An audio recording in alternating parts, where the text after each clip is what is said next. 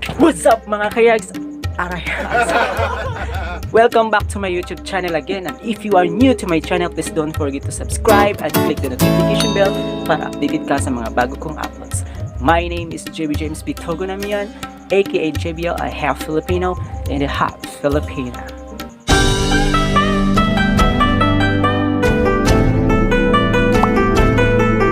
Okay, today mga kayags, I am going to teach you on how to put a YouTube thumbnail on your YouTube videos. Huwag na nating patagalin pa at atin ang simulan.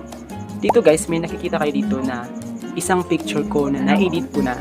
Yan yung gagawin kong YouTube thumbnail doon sa isa kong YouTube videos na papalitan ko. Wait lang guys, explain ko muna kung bakit kailangan nating maglagay ng YouTube thumbnail sa ating mga YouTube videos.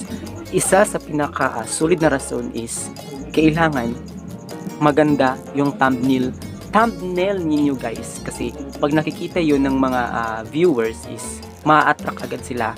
Syempre malinis yung pagkagawa, maganda, at saka ano siya, yung may quality yung picture niya. Yun yung gagawin nyo guys para naman panoorin kayo ng mga viewers niyo.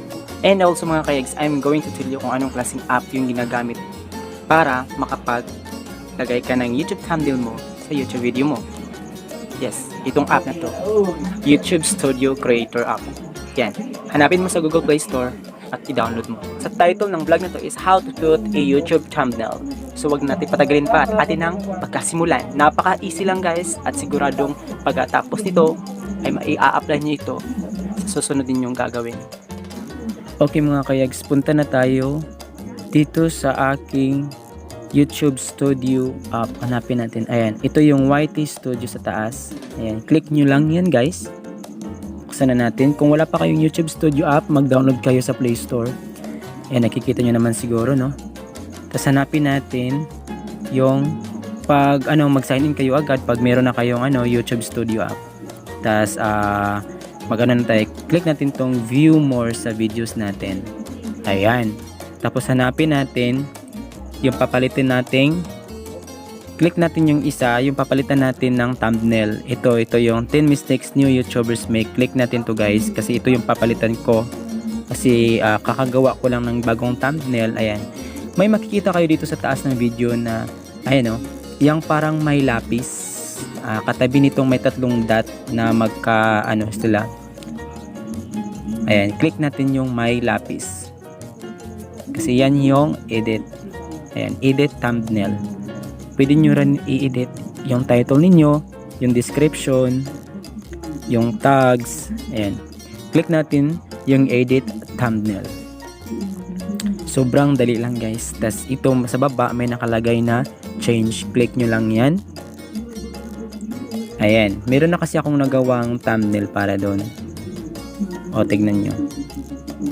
Yan yung thumbnail na ginawa ko ngayon pa lang para ilalagay ko doon at ipapalit ko. So click natin yung select dito guys sa baba, kasi may mapipili kang iba. Ayan. Click natin tong select, tapos i-save natin siya guys. Tapos automatic na siyang mapapalitan. Saving changes na. Sobrang dali guys, super. Ayan, napalitan na siya guys. Balik tayo. Diba nakita ninyo? Ayan, meron na akong bagong YouTube thumbnail. Ganyan lang kasimple guys. Kailangan meron ka lang app na YT Studio or YouTube Studio. Punta tayo sa Google Play Store guys at papakita ko sa inyo kung anong app yun. Search natin YouTube Studio app. Ayan, ito guys yung YouTube Studio app. Kung wala ka pa, mag-download ka na sa Play Store mo. Iwan ko kung meron to sa iPhone. Tapos click mo lang yung open, mag-register ka, kasi automatic yun, nakakonekta na yun sa YouTube account mo. Click natin tong open. Ayan, automatic na kasi to sa YouTube account ko, kaya yun.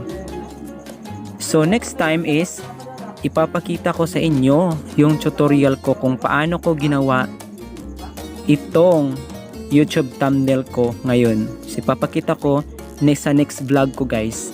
So ayan yung lang gagawin guys para mapalitan agad yung mga YouTube thumbnail nyo sa YouTube videos nyo para maganda siyang tingnan. Mag-download ka lang ng YouTube Studio app. Punta ka sa Play Store, i-download mo ang app na to para makapagsimula ka ng maglagay ng mga YouTube thumbnails sa mga YouTube videos mo. Okay, ayun mga kayags, tapos na tayong maglagay sa ating YouTube thumbnail sa ating YouTube video. Ganun lang kasimple guys, kung wala ka pang YouTube Studio app, mag-download ka na agad-agad kasi napakadali at napakasimple at lalong hindi ka mahihirapan sa pagpapalit ng YouTube thumbnail mo. So yun lang ang gagawin nyo guys, sobrang dali. So maraming salamat. I hope na nakatulong naman ako, lalong sa mga small YouTuber dyan na medyo wala pang alam. Yes, yun sila lang naman yung tinatarget ko ngayon na I hope is makatulong yung YouTube channel ko this generation. Yeah. Thank you and I hope na magkikita tayo sa susunod kong vlog. Bye-bye!